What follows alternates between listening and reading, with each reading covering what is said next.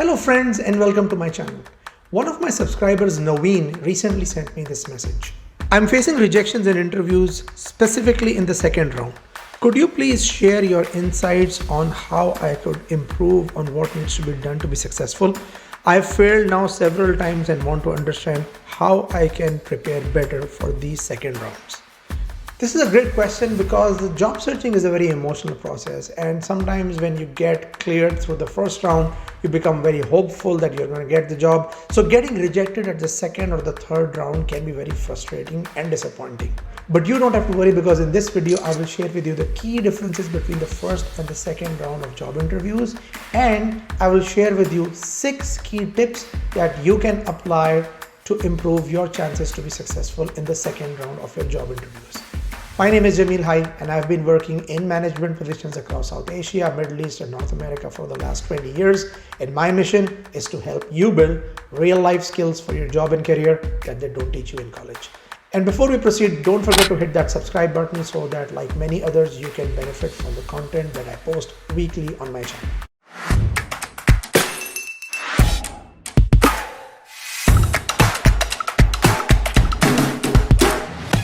So first of all, let's try to understand the difference between the first round and the second round of an interview.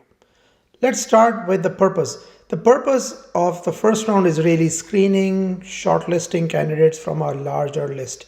So in one of my previous videos, I did talk about the application tracking systems. So these ATS systems typically take, let's say, 150 CVs, and they will just filter out maybe 15 from those. So, and once you have got those 15, could be 10, could be 20, just giving you some rough numbers, are shortlisted from that ATS. Now the job of the screening interviewer is to take that list of 10, 15, 20 people and bring it down to maybe 3 or 4 maximum. Let's now also look at the setup of these interviews. So these interviews are typically led by HR, and it's mostly one-to-one. So there is mostly one HR recruiter talking to you directly on a one-to-one basis. It could be a phone call, it could be an in-person interview. Mostly these interviews are done online these days, especially after COVID. What you could expect in the first round is basically a check on your overall profile. The recruiter will try to make sure that you are the right profile. They will check your experience at a very high level. They will ask you some questions around cultural fit. So really they are trying to figure out, do you fit the bill or not, right? So are you the type of candidate that could be shortlisted or not based on your overall experience, cultural fit, and so on. Typical questions that come in the first round are things like, tell me about yourself, walk me through your resume, why did you leave your last job? So those kind of questions really help the recruiter to identify whether you are the right fit or not, and can you be someone who could be shortlisted for a second round. Now let's look at the second round, which is quite different from the first round in all these respects. Let's talk about the purpose first. The purpose of the second round is to select the final candidate from a shortlist. So now you are not in a pool of, let's say, 20 people waiting to be selected in a pool of, let's say, 2 or 4 people. So now you are already in the pool of those 2 to 4 candidates, and the purpose of the second round to filter it down even further. Some companies have a third round as well, or in some companies, especially when you are applying for more, let's say, mid-level or senior level roles, they may have a third round where they would want to put you in a conversation with the general manager of the company, or let's say the CFO of the company, depending on what role you are applying for. Because sometimes what happens is that they've gone through the whole process, they've done the first round, second round, and you are the one candidate who has been selected, but they would still want the functional leader to make the final decision, or the GM to make the final decision. So now let's look at the setup of the second round. It's basically the HR manager plus the hiring manager or the functional head. So in this case, you could have an interview with 2 or 3 people, because now it's a larger panel which is going to assess you, because now it's really, they have to make a decision who is the final candidate, right? So HR would not typically make those decisions by themselves. They would bring in, let's say, if they are hiring for a finance position, they would bring in, let's say, a functional manager from the finance department. They would also bring in, if depending on the size of the company, they might bring the head of the department as well, or they might bring in another person from a cross-functional team member. They might bring in somebody from marketing.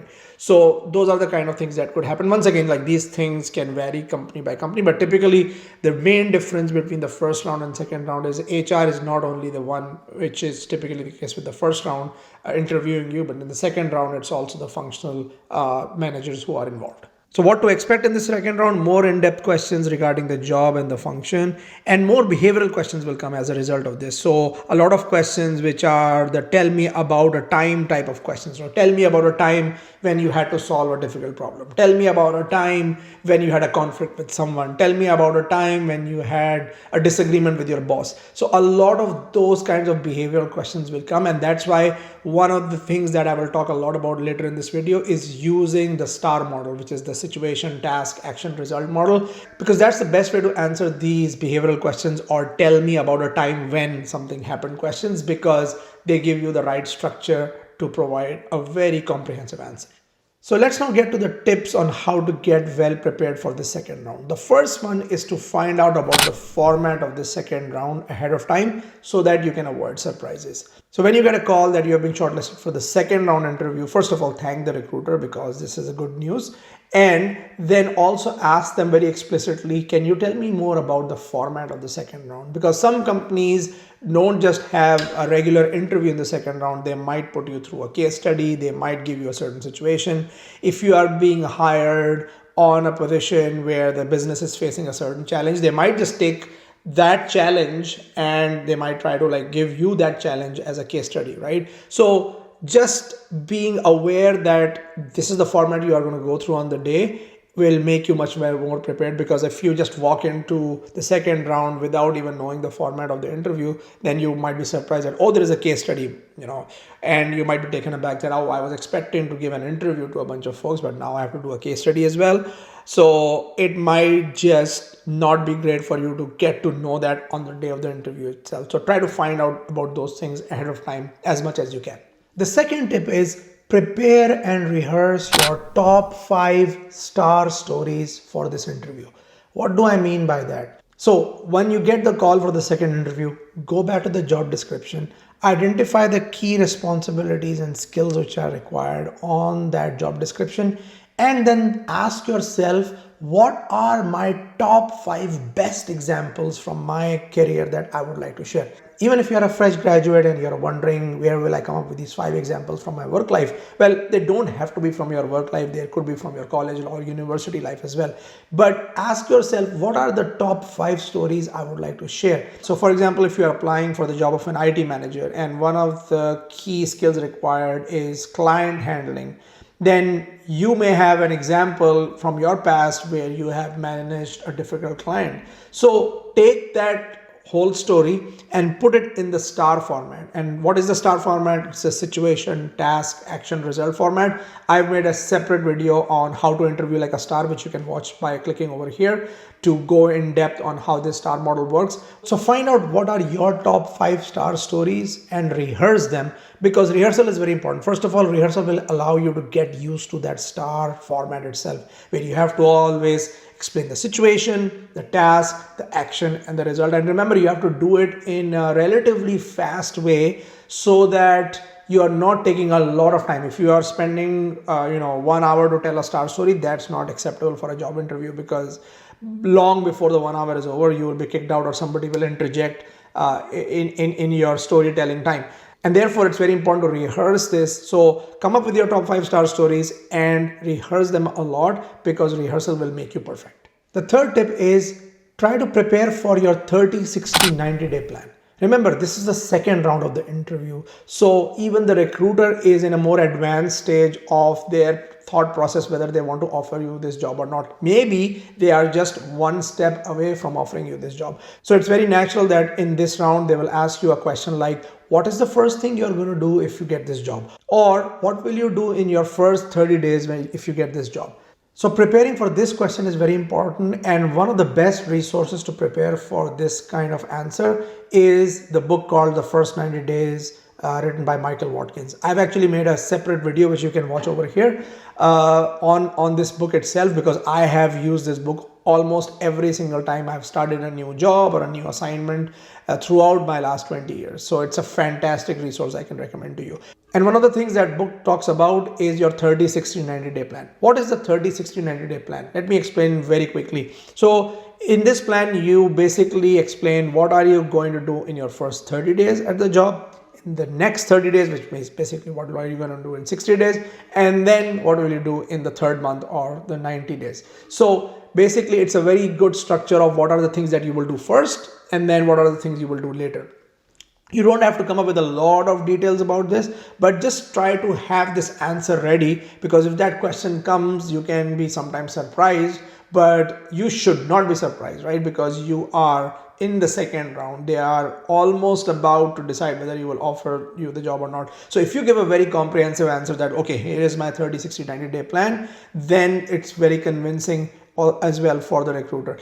One tip I would like to share there is that don't try to say things like I'm going to change everything in the first 30 days or I'm going to change everything in the first 90 days, because a lot of recruiters may not like it, because you are, even if you are getting into a role where they expect you to disrupt things, you have to go a bit slow. And actually there are some very good examples in this book, The First 90 Days, where a lot of people try to change a lot of things very quickly and they failed. So also learning from some of those experiences, try to say things like that in the first 30 days. You will just try to assess, you will try to talk to as many people as you can so that you get the perspectives of others before you can start changing things. So that will be a very solid answer, because in that way you are basically telling the recruiter that you are not just about bringing whatever changes you think are right, but you are also a good listener and you would like to listen to others before you make any changes.